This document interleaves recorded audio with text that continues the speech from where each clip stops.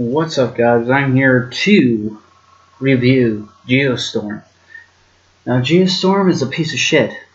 Don't watch it. It's a waste of time. I don't even remember what happened in the whole movie.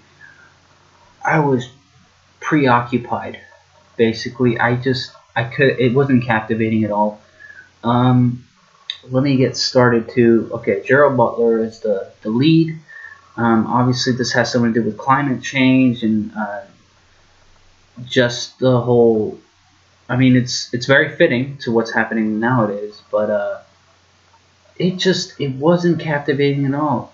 Okay, yeah, they had these effects, these special effects with flooding and storms and all that sort of shit, but it's kind of like it's been done before. It's been done.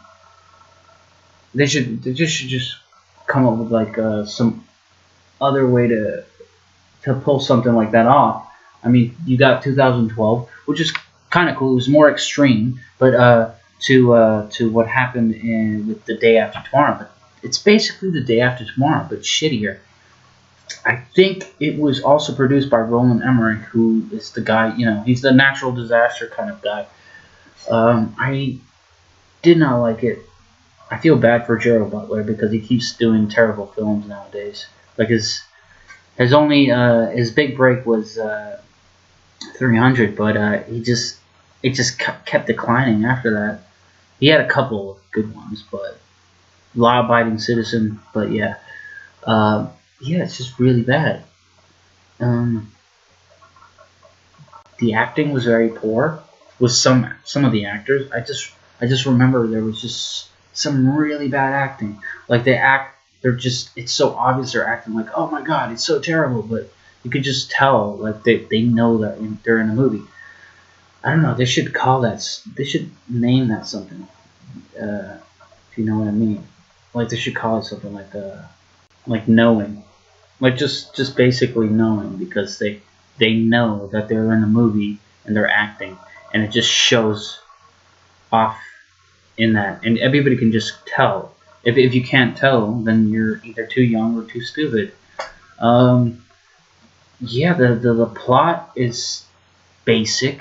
The what happens is basic. The whole thing is basic. There's no depth to it. It's just very what's the word? It starts with an S. There's no. There's no substance to the whole thing.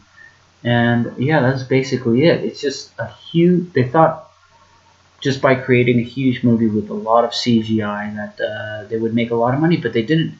It was terrible. It was a flop. I think it was a flop. Maybe they made maybe they turned some profit to it, but it was just terrible. The acting was poor. The graphics weren't even that great. They were pretty good, but I guess that's what their main focus was on. I feel bad for Gerald Butler. Oh yeah, he's like with that dude from 21. Like that's his brother. What's his face? Jim Burgess or some shit. Yeah, no. Oh yeah, and they go to space, so they're trying to add like this whole gravity spin to it. It's just really bad because you can tell that that there's just not that much depth in there. There's not much information that's being passed around, and they're just thinking about the whole thing superficially.